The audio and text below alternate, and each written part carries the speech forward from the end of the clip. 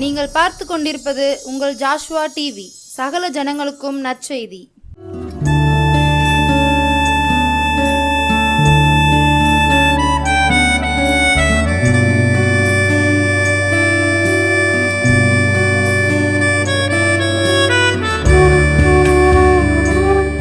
கர்த்தர் இயேசு கிறிஸ்துவின் நாமத்தினாலும் ஜாஸ்வா டிவி மூலமாகவும் மறுபடியுமாக இந்த மாலை வேளையில் உங்கள் யாவரையும் சந்திப்பதில் நான் மிக்க மகிழ்ச்சி அடைகிறேன். ஆமென், ஹல்லேலூயா. இந்த இரவு வேளையிலும் நம்முடைய வாழ்க்கையில் யார் நமக்கு உதவி செய்வார், யார் நம்மை உயர்த்துவார், யாரிடத்தில் போனால் எனக்கு என்ன உதவி கிடைக்கும், யார் எனக்காக இந்த நேரத்தில் உதவி செய்ய வருவார்கள் என்று சொல்லி நீங்கள் ஏக்கத்தோடு ஒரு வேளை காத்திருக்கலாம். என்ன செய்யலாம், யாரிடத்தில் போய் என்ன கேட்கலாம், யாரிடத்தில் என்ன கடன் வாங்கலாம், இப்படி பலவாறு நம்முடைய குடும்பத்தை குறித்து, குடும்பத்திற்காக, குடும்பத்தின் தேவைகளுக்காக நீங்கள் பலவாறு சிந்திக்கலாம். ஒருவேளை உங்களிடத்தில் நான் எல்லாவற்றையும் உங்களுக்கு தருகிறேன் என்று சொல்லி யாராவது முன் வரலாம். அது ஆண்டவர் அனுப்பினால் சரிதான், இல்லை என்றால் நாம் ஜெபிக்க வேண்டும் அந்த காரியத்திற்காக. ஆனால் வேதத்தில் ஒரு மனுஷன் தெளிவாக சொன்னான், ஆண்டவர் தான் என்னை நடத்தணும், ஆண்டவர் தான் என்னை ஐஸ்வர்யமாய் மாற்றணும், வேறு யாரும் என்னை என்ன செய்யக்கூடாது, ஐஸ்வர்யமாய் மாற்றக்கூடாது அப்படின்னு சொல்லி ஒரு தெளிவான ஒரு முடிவோடு வேதத்தில் ஒரு மனுஷன் இருந்தான். எடுத்து வாசிப்போம்.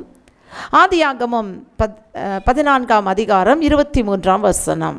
வானத்தையும் பூமியும் உடையவராகிய உன்னதமான தேவனாகிய கர்த்தருக்கு நேராக என் கையை உயர்த்துகிறேன். ஆமென், ஹல்லேலூயா. வானத்தையும் பூமியும் உடையவராகிய உன்னதமான தேவனுக்கு நேராக, உன்னதமான கர்த்தருக்கு நேராக என் கைகளை உயர்த்துகிறேன். ஆமென், ஹல்லேலூயா. இந்த காரியத்தை சொல்வது யார் என்று கேட்டால் ஆபிரகாம். ஏன் சொல்கிறான்னா, சோதோம் ராஜா சொல்கிறார், எல்லாவற்றையும் எடுத்துக்கொள், ஜனங்களை மாத்திரம் எனக்கு தந்துவிடு என்று சொல்லி ஒரு யுத்தம் முடிந்த பிறகு, அந்த யுத்தத்தில் ஜெயம் பெற்ற பிறகு ஆபிரகாமை பார்த்து அந்த ராஜா சொல்கிறான் இந்த காரியத்தை. ஆனால் ஆபிரகாமுடைய தேவன் என்ன சொன்னார் தெரியுமா? அழகாக சொன்னார், உன்னதமான தேவன் மெல்கிசேதேக்கு மூலம் உன்னை வானத்தையும் பூமியும் உடைய உன்னதமான தேவன் உன்னை ஆசீர்வதிப்பார். ஆபிரகாமை அழைக்கும் போது தேவன் அழகாக அழைத்தார். உன்னை ஆசீர்வதிக்கவே ஆசீர்வதித்து உன்னை பெருகவே பெருக பண்ணுவேன் என்று சொல்லி. இன்றைக்கு உங்களையும் என்னையும் அழைத்த தேவன் ஒரு வாக்கு தத்தத்தோடு, எந்தவித பிடிப்பும் இல்லாமல் நம்மை அழைக்க மாட்டார். நமக்கென்று ஒரு வாக்கு கொடுத்திருப்பார், ஒரு வார்த்தையின் மூலம் நம்மோடு கூட பேசியிருப்பார். அவர் வார்த்தையாகிய கிறிஸ்து, அவர் வார்த்தையாகிய மன்னாவை நமக்கு தந்திருப்பார். அவரே நமக்கு வார்த்தையாக இருக்கிறபடியால் நாம் ஒருபோதும் சோர்ந்து போக வேண்டியதில்லை. இன்றைக்கி நிறைய பேர் என்ன நினைக்கிறோம் தெரியுமா? என் அண்ணன், என் அக்கா, எங்கள் அப்பா, அம்மா எல்லாரும் வசதியாக இருக்கிறாங்க, என்னுடைய வாழ்க்கையில் இந்த வசதி இல்லை. என் நண்பர்கள் எல்லாரும் வசதியாக இருக்கிறார்கள், நானோ கஷ்டப்பட்டு கொண்டு இருக்கிறேன் என்று நீங்கள் நினைக்கலாம். ஆனால் தேவன் சொல்கிறார், நான் உன்னை ஐஸ்வர்யமாய் மாற்றுவேன், நானே உன்னை ஐஸ்வர்யமாய் மாற்றுவேன். கொரிந்தியரில் சொல்லியிருக்கிறது, உன்னை ஐஸ்வர்யமாய் மாற்றுகிறதற்காக நான் சிலுவையிலே தரித்திரனானேன். நம்முடைய தேவன் நமக்காக எல்லாவற்றையும் சகித்திருக்கிறார். அந்த தரித்திரத்தையும் அவர் அடைந்திருக்கிறார். என் பிள்ளைங்க தரித்திரமாக வாழக்கூடாது என்பதுதான் தேவனுடைய சித்தம். ஆமென், ஹல்லேலூயா. தேவன் ஒருபோதும் நம்மை தரித்திரத்தில் வாழ்ந்து அப்படியே மடியட்டும் என்று சொல்லி நினைக்கிற தேவன் அல்ல, நம்மை ஆசீர்வதிக்கிற தேவன்.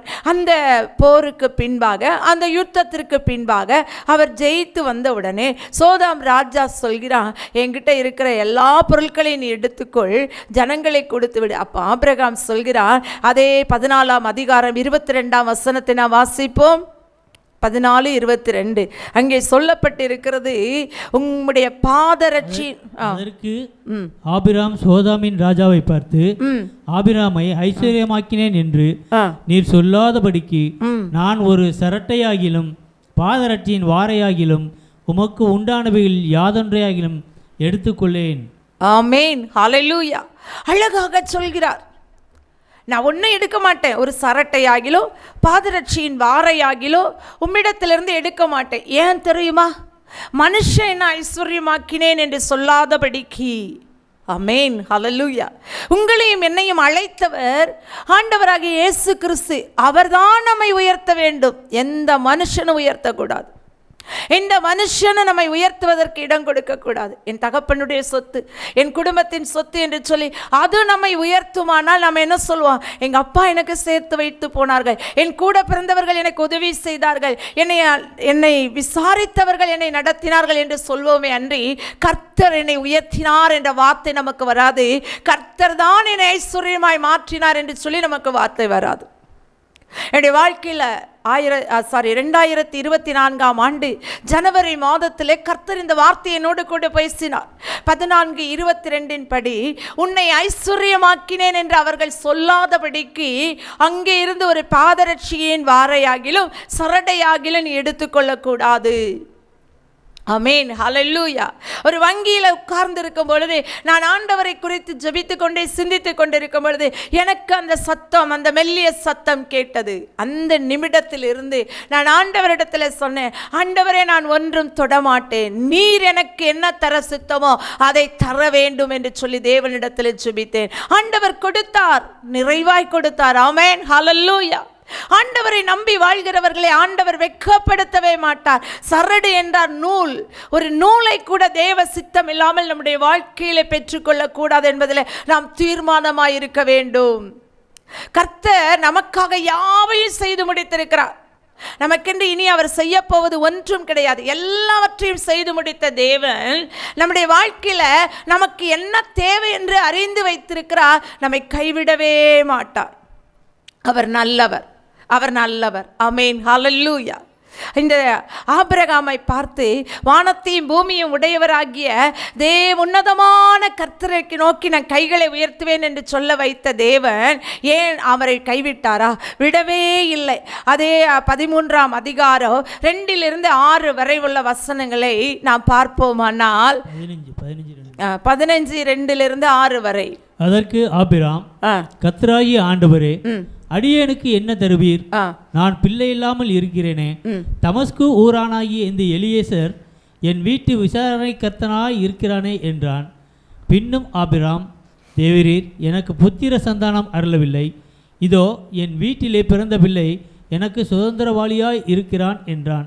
அப்பொழுது கர்த்தருடைய வார்த்தை அவனுக்கு உண்டாகி, இவன் உனக்கு சுதந்திரவாளி அல்ல, உன் கர்ப்ப பிறப்பாய் இருப்பவனே உனக்கு சுதந்திரவாளியாவான் என்று சொல்லி அவர் அவனை வெளியே அழைத்து, நீ வானத்தை அண்ணாந்து பார், நட்சத்திரங்களை என்ன உன்னாலே கூடுமானால் அவைகளை எண்ணு என்று சொல்லி பின்பு அவனை நோக்கி, உன் சந்ததி இவ்வண்ணமாய் இருக்கும் என்றார். ஆமென், ஹல்லேலூயா. அழகாக ஆண்டவர் சொல்கிறார், ஆசீர்வதிப்பேன். கைகளை தேவனுக்கு நேராய் உயர்த்தும் பொழுது இந்த வானத்தையும் பூமியும் படைத்த தேவன் நமக்கு சொந்தக்காரர். ஆமென், ஹல்லேலூயா. அந்த ஒரு நம்பிக்கை, அந்த ஒரு தீர்மானம் நமக்குள்ள வேணும். நம்முடைய ஆண்டவர் ஒரு சாதாரணமானவர் அல்ல. வானத்தையும் பூமியை சிருஷ்டித்தவர். அவருக்குள்ளா எல்லாம் அடங்கி இருக்கிறது. அவருடைய அதிகாரத்தின் கீழ் எல்லாம் இருக்கிறது. நான் அவருடைய பிள்ளை. அவரை அப்பா பிதாவே என்று அழைக்கிற புத்திர சுவிகார ஆவியை நான் பெற்றிருக்கிறபடியால் இந்த உலகத்தில் இருக்கிற எல்லாம் எனக்கு என் தேவன் சுதந்திரமாய் கொடுத்திருக்கிறார். ஆமென், ஹல்லேலூயா. இந்த ஒரு தீர்மானம் வேணும். அதே ஆபிரகாம் ஆண்டவரை நோக்கி கேட்கிறார், எனக்கு என்ன தருவீர் ஆண்டவரை? இன்றைக்கு இந்த இரவில் உங்களுக்கு ஒரு வேளை குழந்தை இல்லாமல் இருக்கலாம். ஆனால் தேவனை பார்த்து, ஆண்டவரே என்ன தருவீர்? என் வீட்டு வேலை செய்கிறவன் விசாரிப்புக்காரன் எனக்கு சுதந்திரவாளியாக இருக்கிறான், வேற எனக்கு பிள்ளை இல்லை, புத்திரர் இல்லை என்று சொல்லி தேவனிடத்தில் கேட்கும் பொழுது ஆண்டவர் அழகாய் சொல்கிறார், வானத்து நட்சத்திரங்களை என்ன கூடுமால நீ எண்ணு, உனக்கு ஒரு சந்ததியை நான் கொடுப்பேன், உன் சந்ததி இவ்வண்ணமாய் பெருகும். ஆமென், ஹல்லேலூயா. இன்றைக்கு நீங்களும் நானும் ஆண்டவருடைய சமூகத்தில் அவர்களுடைய பிள்ளைகளாய் மாறின போது நாம் எல்லாரும் யாருடைய சந்ததியாய் இருக்கிறோம் தெரியுமா? ஆவிக்குரிய இஸ்ரவேலின் சந்ததியாய், ஆபிரகாமின் சந்ததியாய் இருக்கிறோம். ஆமென், ஹல்லேலூயா. ஆபிரகாமின் சந்ததி எனக்கு என்ன கொடுமா? எத்தனையோ ரகசிய கிறிஸ்தவர்கள் ஆண்டவருடைய அழைப்பை பெற்று ஆண்டவருடைய ரட்சிப்பை பெற்று வீடுகளில் ஆராதித்து கொண்டு இருக்கிறார்கள். எத்தனை பேரை நாம் கணக்கெடுக்க முடியும்? ரகசிய கிறிஸ்தவர்கள் எல்லாம் கிறிஸ்தவர்கள் என்று சொல்வதில்லை. அதனால ஆபிரகாமின் சந்ததி பெருகி கொண்டுதான் போகிறது தவிர ஒரு நாள் சுருங்கி போகவில்லை, ஒரு நாள் குறுகி போகவில்லை. ஆண்டவர் வாக்கு கொடுத்தால் கொடுத்துதான். உங்களோடு கூட ஆண்டவர் உன்னை பெருக பண்ணுவேன், உன்னை விசாலமாக்குவேன், உன்னை இந்த நேரத்தில் விஸ்தாரமாக்குவேன், உன் எல்லை பெரிதாகும் என்று சொல்லி உங்களுக்கு வாக்கு கொடுத்திருப்பாரானால் அந்த வாக்குறுதியை ஆண்டவர் நிறைவேற்றுவார். ஆமென், ஹல்லேலூயா. அடுத்ததாக நாம் வாசிப்போம் ஆதியாகமம் 17:8. நீ பரதேசியாய் தங்கி வருகிற கானான் தேசம் முழுவதையும் உனக்கும் உனக்கு பின்வரும் உன் சந்ததிக்கும் நித்திய சுதந்திரமாக கொடுத்து நான் அவர்களுக்கு தேவனாய் இருப்பேன் என்றார். ஆமென், ஹல்லேலூயா. ஆபிரகாம் வானத்தையும் பூமியும் உடையவராகிய கர்த்தரை நம்பி இருந்தபடியால் அவர் அழகாய் சொன்னார், உனக்கும் உனக்கு பின்வரும் சந்ததிக்கும்.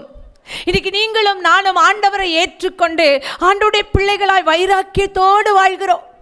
தெய்வம் போதும், எனக்கு வேறு ஒன்றும் வேண்டாம் என்று சொல்லி இந்த உலகத்தில் இருக்கிற அத்தனை ஆசீர்வாதங்களையும் நாம் நாடாமல் தேவனை நாடி ஓடுகிறோம். முதலாவது தேவனுடைய ராஜ்யத்தையும் அவருடைய நீதியும் தேடுங்கள், அப்பொழுது இவைகள் எல்லாம் உங்களுக்கு என்ன செய்யும்? கூட கொடுக்கப்படும்.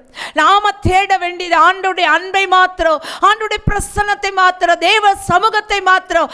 எல்லாம் நம்மை தேடி வரும். ஆமென், ஹல்லேலூயா. ஒருபோதும் கர்த்தர் உங்களை வெட்கப்படுத்த மாட்டார். நீங்கள் வெட்கப்பட்டு போவதும் இல்லை. இந்த உலகத்தில் நீங்கள் மிகவும் தாழ்ந்து போவதில்லை என்று கர்த்தர் சொல்லி இருக்கிறார். என் ஜனங்கள் ஒருபோது வெட்கப்பட்டு போவதில்லை. என் ஜனங்கள் நான் அளிக்கும் நன்மையினால் திருப்தி ஆவார்கள். அநேக வாக்கு தத்தங்களை கொடுத்த தேவன் ஒரு நாள் நம்மை கைவிட மாட்டார். அழகாக இங்கே சொல்கிறார், நீர் என்ன செய்ய, உனக்கு மாத்திரமல்ல, இன்னைக்கு நீ பரதேசியா இந்த கானான் தேசத்தில் வாழ்கிறாய், உனக்கு சொந்தமில்லை என்று சொல்லி வாழ்கிறாய். இந்த கானானை உனக்கும் உனக்கு பின்வரும் சந்ததிக்கும். ஆமென், ஹல்லேலூயா.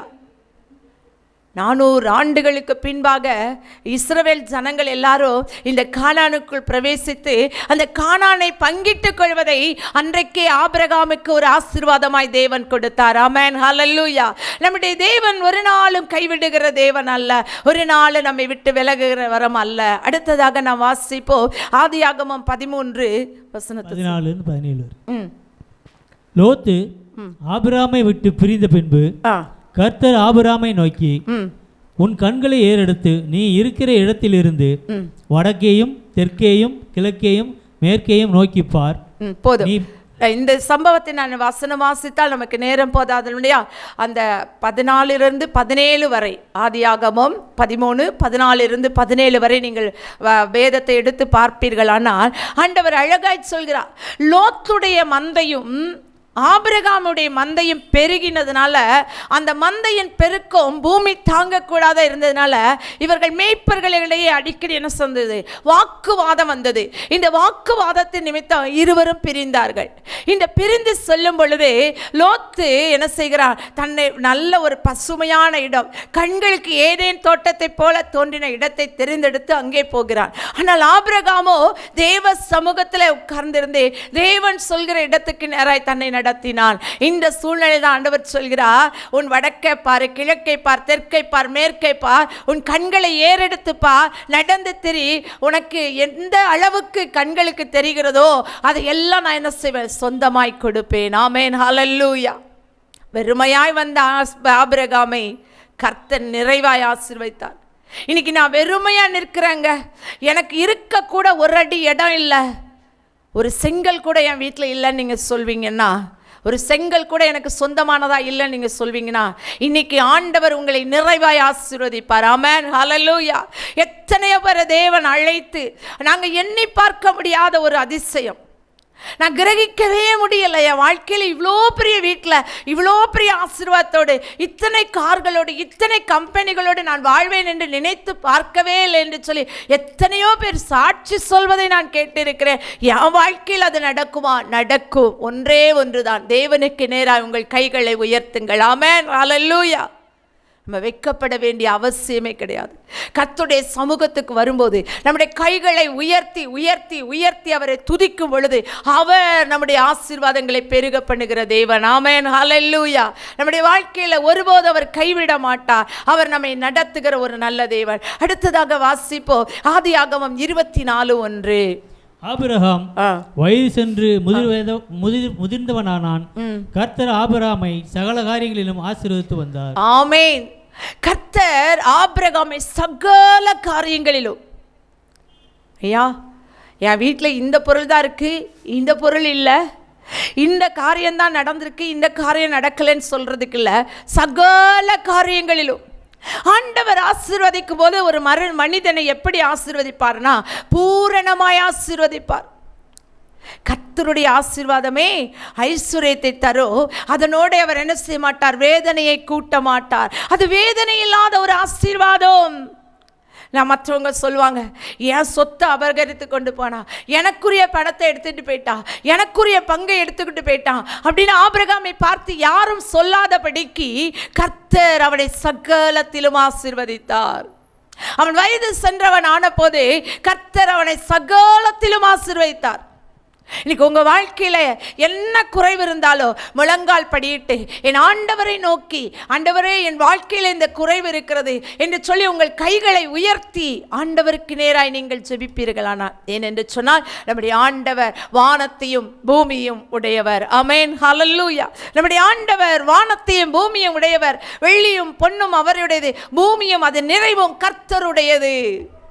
அந்த கர்த்தரை நோக்கி நாம் ஜெபிக்கும் பொழுது கர்த்தர் நமக்கான எல்லாவற்றையும் நமக்கு வாங்கி கொடுப்பார், நமக்கு சொந்தமாக்கி கொடுப்பார். சகலத்திலும் ஆசீர்வதிக்கப்பட்டவர்களாய் வாழ்வோம். நெகேமியா 9:25 என்று நினைக்கிறேன். அதில் அழகாய் சொல்லப்பட்டிருக்கிறது, இஸ்ரவேல் ஜனங்கள் அவருடைய தயவினாலே செல்வமாய் வாழ்ந்தார்களாம். அப்ப கர்த்தரை ஏற்றுக்கொள்கிற எல்லாருமே, நிறைய பேர் சொல்லுவாங்க இயேசு கிறிஸ்துவை ஏற்றுக்கொண்டாங்க, அந்த வெளிநாட்டு கடவுளை ஆராதிக்க போனாங்க, அதுக்கப்புறம் இவங்களுக்கு வெளிநாட்டிலேருந்து பணம் வந்ததோ என்னவோ தெரியல, இவங்க பயங்கர ஆசீர்வாதத்துக்குள்ள வந்துட்டாங்க. ஒன்றும் இல்லைங்க, இருக்கிற சம்பளம் தான், இருக்கிற ஆசீர்வாதம் தான். ஆனால் தேவன் அதை என்ன செய்தார்னா ஆசீர்வதித்து கொடுத்தார். ஆமென், ஹல்லேலூயா. நம்முடைய வாழ்க்கையில தேவன் இருக்கும் பொழுதே, அதை ஆசீர்வதித்து கொடுக்கும் பொழுதே, நம்மை நடத்துகிறவர் ஆண்டவர் என்கிறபடியால் நம்முடைய வாழ்க்கையில மீதம் எடுக்க செய்வாரே அன்றி ஒரு நாளும் நாம் குறைவுபட விடவே மாட்டார். ஆமென், ஹல்லேலூயா. அதே 24ஆம் அதிகாரம் 35ஆம் வசனத்தை நாம் வாசிப்போம். அதே 24 ஆதியாகமம். என் எஜமானை மிகவும் ஆசீர்வதித்திருக்கிறார், அவர் சீமானாய் இருக்கிறார். கர்த்தர் அவருக்கு ஆடு மாடுகளையும் வெள்ளியையும் பொன்னையும் வேலைக்காரரையும் வேலைக்காரிகளையும் ஒட்டகங்களையும் கழுதைகளையும் கொடுத்திருக்கிறார். ஆமென், ஹல்லேலூயா. இங்கே அழகாய் சொல்கிறார் சகல ஆசீர்வாதம் என்று சொல்லி முதல் வசனத்தில் நம்ம பார்த்தோம். இந்த 35ஆம் வசனத்தில் கர்த்தர் என் எஜமானை சீமானாய் வைத்திருக்கிறார்.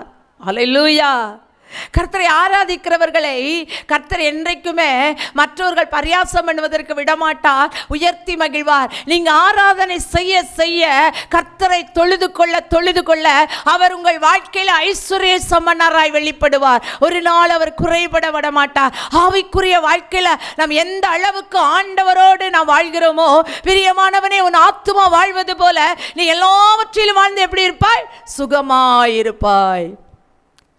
நம்ம வாழணும், ஆண்டவருக்குள்ள ஆசீர்வதிக்கப்படணும்னு நினைச்சா ஆண்டவர் தருகிற ஆசீர்வாதம் தான் ஐஸ்வர்யத்தை தரும். அது கூட அவர் வேதனையை கொடுக்க மாட்டார். அந்த ஆசீர்வாதம் எனக்கு வேணும் அப்படின்னு நீங்க நினைச்சீங்கன்னா கர்த்தரை ஆராதிக்கணும், கர்த்தரை துதிக்கணும்.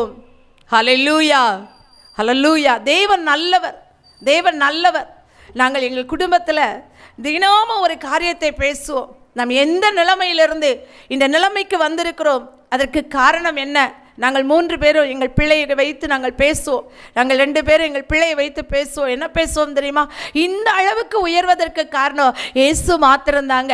இல்லைன்னா நம்ம வாழ்க்கையில் ஒன்றுமே இல்லை. இயேசு மாத்திரம் என் வாழ்க்கையில் வரல, நம்ம வாழ்க்கையில் பிரவேசிக்கலைன்னா, இயேசு மாத்திரம் நம்ம தெரிந்து கொள்ளலைன்னா நாம் இந்த நிலைமைக்கு வர முடியாது. இந்த நிலைமைக்கு வருவதற்கு காரணம் இயேசு. ஹல்லேலூயா. அவர் இல்லைன்னா நாம இல்லை. ஹல்லேலூயா.